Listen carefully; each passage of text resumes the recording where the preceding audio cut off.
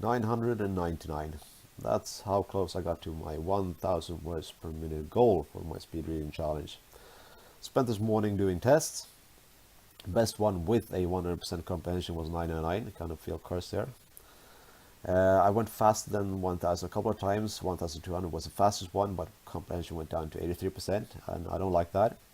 The true score, I'd say, is the average for these 10 tries, which is 920 words per minute with a 92% comprehension. To put this in perspective, the median count for books according to Amazon is 64,000. That means in theory you'd finish a book in about an hour, if you can say in the speed. And this is why I chose this challenge to begin with, because I feel it's taken me 4 or 5 times as long. I use 2 tools, Accelerate and Spritz. Accelerate is an app for iPhone, and the reason I used that one was more or less just for today's testing. You'll get a text read and you get a comprehension test afterwards, and you get a score. And that's the screenshot you saw on the last picture. The Spritz I used for all other reading because it's just basically what I need. It's flashing words before your eyes off of web pages. Method, I spend about 30 minutes per day.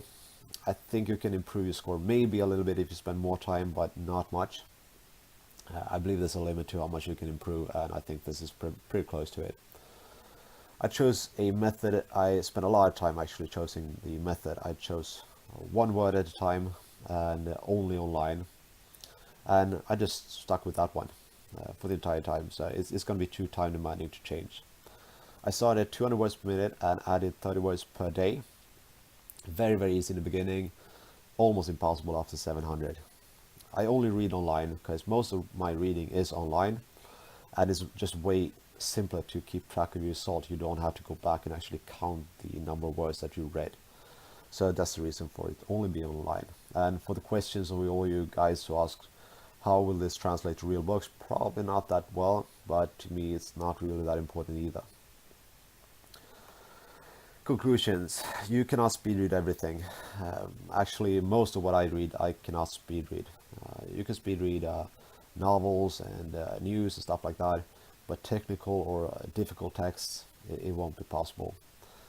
All of those results above 1000, it cannot be quite true. It must be a matter of testing. If you test with multiple choice question or yes or no questions, you can use logic or you can guess your way to a good result. And the competitions I've read about is about 1000 to 2000 words per minute for the top contestants, and with a comprehension of about 50%, and I feel that's just not really a good test.